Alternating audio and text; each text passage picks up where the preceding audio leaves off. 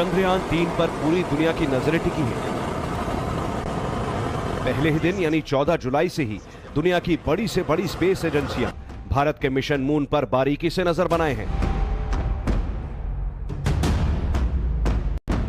क्योंकि हर किसी को पता है अगर चंद्रयान-3 ने चांद के साउथ पोल पर सफल लैंडिंग कर ली तो यह पूरी मानव सभ्यता के लिए मील का पत्थर साबित होगा। लेकिन चांद को फतेह करने के बाद भारत के वैज्ञानिक रुकने वाले नहीं हैं।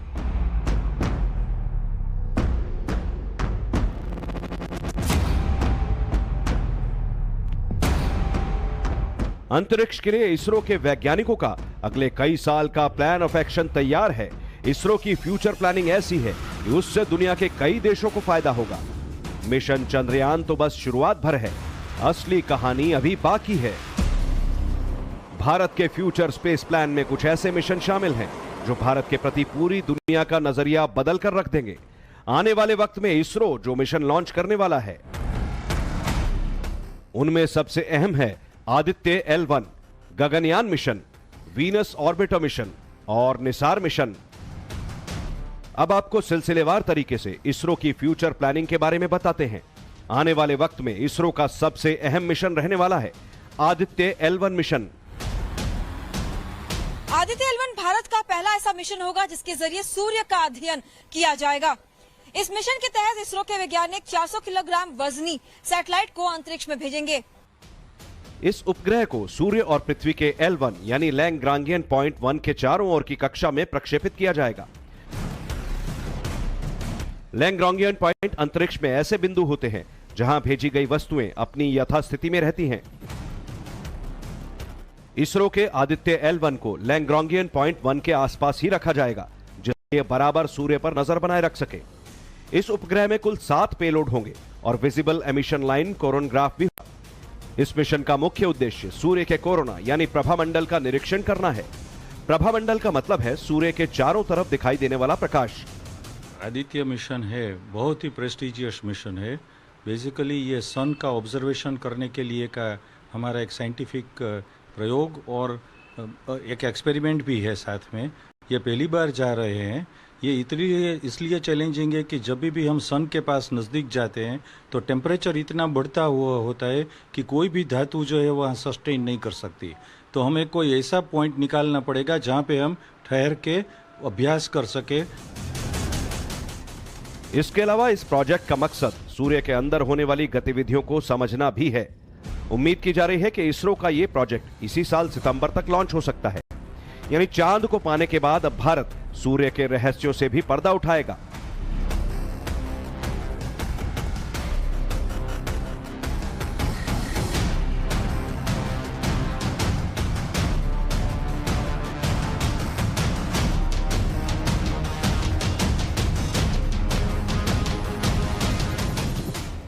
अब आपको इसरो की फ्यूचर प्लानिंग के दूसरे मिशन के बारे में बताते हैं। इसका नाम है शुक्रयान-1। नाम से ही आपको पता चल गया होगा कि यह मिशन शुक्र ग्रह यानी वीनस के लिए लॉन्च किया जाएगा।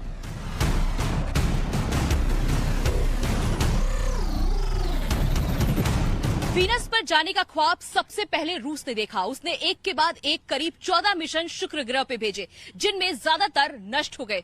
उसके बाद अमेरिकी स्पेस एजेंसी नासा को वीनस की याद आई। उसने 4 स्पेस क्राफ्ट शुक्र ग्रह पे भेजे, जिनमें से 2 नष्ट हो गए और 2 ने काफी देर तक सिग्नल भेजे।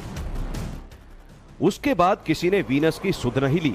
अब भारत का शुक्रयान-1 वीनस पर जाने की तैयारी में है। इस मिशन के तहत शुक्र की सतह और उसके वातावरण का अध्ययन किया जाएगा। मून के ऊपर एक बार हमने आगे बढ़ गए तो चांद को हम पहले स्टेशनरी मिड पॉइंट बना सकते हैं और वहां से जंप करके हॉप करके शुक्र के आगे जा सकते हैं। तो ये भी एक बड़ी चुनौती है और इसके लिए भी आगे बढ़ रहे हैं। इसके तहत इसरो के सतीश धवन अंतरिक्ष केंद्र से GSLV Mark 3 रॉकेट के ऊपर शुक्र के लिए एक ऑर्बिटर लॉन्च किया जाएगा।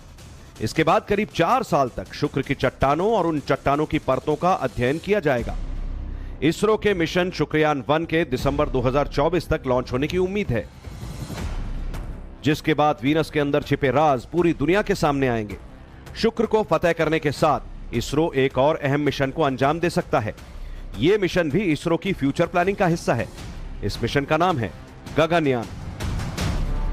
गगनयान मिशन भारत का पहला अंतरिक्ष मानव मिशन है। इस मिशन के तहत अंतरिक्ष यात्रियों को स्पेस में भेजा जाएगा। इस गगनयान मिशन का मकसद एस्ट्रोनॉट्स को पृथ्वी से 400 किलोमीटर ऊपर तक अंतरिक्ष में यात्रा कराना है। इस मिशन के लिए एस्ट्रोनॉट्स यानी अंतरिक्ष यात्री चुनने का काम भारतीय वायुसेना को दिया गया है। इस पूरे प्रोजेक्ट के लिए करीब 10,000 करोड़ रुपए का बजट जारी किया गया है। खबर है कि इस मिशन के लिए वायुसेना के कुछ जवान चुन लिए गए हैं, जो अंतरिक्ष यात्री के तौर पर तैयार होने के लिए बेंगलुरु स्थित इसरो सेंटर में ट्रेनिंग ले रहे हैं।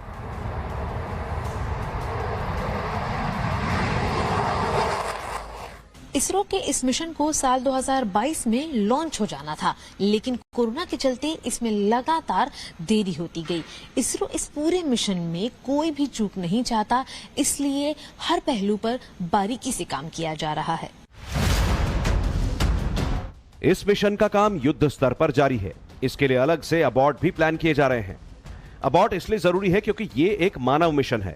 अगर किसी तरह की कोई गलती हुई तो तुरंत मिशन को अबॉर्ट किया जा सके, इसीलिए जरूरी है। खबर है कि बहुत जल्द इस मिशन का ट्रायल शुरू हो जाएगा और इसके बाद इसकी लॉन्चिंग की तैयारी की जाएगी। गगनयान मिशन की सफलता के साथ ही भारत अपनी जमीन से अंतरिक्ष में एस्ट्रोनॉट भेजने वाला दुनिया का चौथा देश बन जाएगा। इससे पहले रूस, अमेरिका और चीन स्पेस में एस्ट्रोनॉट्स को भेज चुके हैं। इसरो चीफ ने हाल ही में एक इंटरव्यू में बताया था कि गगनयान मिशन लॉन्च होने से पहले 8 प्रमुख परीक्षण होने हैं। अगर वो सभी सफल रहते हैं तो 2024 और 25 की समय सीमा के बीच इस मिशन को लॉन्च कर दिया जाएगा।